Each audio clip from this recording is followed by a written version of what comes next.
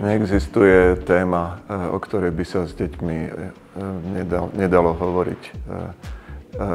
Aj téma emigrácie, xenofóbie je vlastne témou o dobre a zle a stačí nájsť vhodný jazyk, zasadiť túto tému do nejakého príbehu, ktorý dieťa zaujme.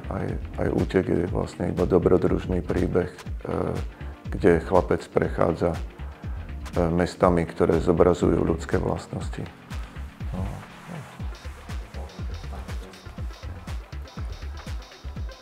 No, ja som mal 13 rokov doma čierneho labradora a bol som zvyknutý sa s ním rozprávať, i keď psi nerozprávajú. A tuto som do tohto príbehu zvolil psa ako partnera detského hrdinu, rozprávajúceho.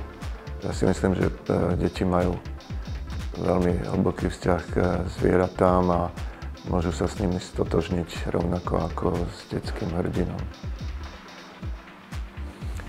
Keď som začal písať túto knihu, vtedy bola aktuálna imigračná kríza, pretože bola vojna v Sýrii.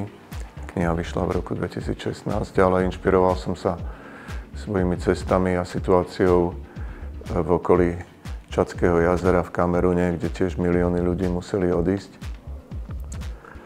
A keď som s tou knihou chodil, pretože vyšla v mnohých prekladoch na rôzne besedy, tak na posledný preklad v poľštine, tam bolo plné kino detí. A keď sa opýtala moderátorka, že o čom je tá kniha, tak všetky deti kričali, že je o Ukrajine. Ja keď som písal tú knihu, snažil som sa ju zasadiť do takého geograficky neurčitého miesta. A Daniela do toho pridala vlastne tú exotiku Afriky a tou pestrosťou farieb a tou exotikou, krásou tých obrázkov vlastne troška odľahčila tú ťažkú tému.